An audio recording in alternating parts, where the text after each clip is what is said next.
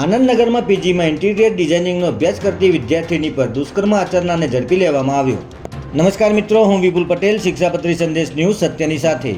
એક નજર આજના મુખ્ય સમાચાર પર. અમદાવાદના આનંદનગરમાં પીજીમાં ઇન્ટિરિયર ડિઝાઇનિંગનો અભ્યાસ કરતી વિદ્યાર્થીની પર દુષ્કર્મ આચરવામાં આવ્યું હોવાની ઘટના સામે આવી છે.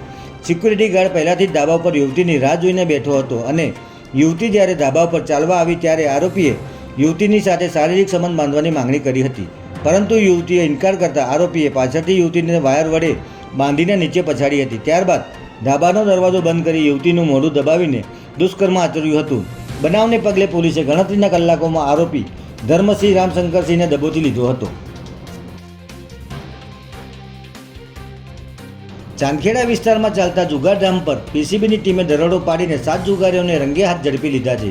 ચાંદખેડાના ખોડિયારનગર વિસ્તારમાં ગેરકાયદેસર રીતે જુગારધામ ચાલી રહ્યું હોવાની ચોક્કસ બાતમી પીસીબી ટીમને મળી હતી, જેના આધારે પોલીસે અહીં દરોડો પાડીને સ્થળ પરથી દાવ પર રાખેલી રોકડ રકમ, મોબાઈલ ફોન અને વાહનો સહિત 5,64,000નો મુદ્દામાલ કબજે કર્યો છે. આ દરોડા દરમિયાન સ્થળ પરથી જુગાર રમી રહેલા 7 જેટલા જુગારીઓની ધરપકડ કરવામાં આવી છે. ત્યારે આ જુગારધામ કેટલા સમયથી ચાલી રહ્યું હતું અને તેનો મુખ્ય સંચાલક કોણ હતો તે દિશામાં પોલીસે તપાસ હાથ ધરી છે.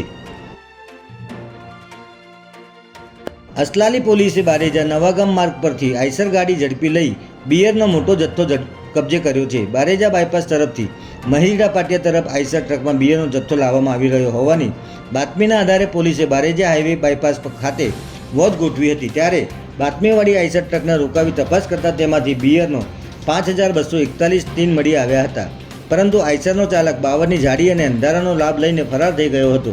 સમગ્ર મામલે પોલીસે બિયર અને આઈસર મળીને 12 લાખનો મુદ્દામાલ જપ્ત કરી આઈસર ચાલકની શોધખોળ શરૂ કરી છે.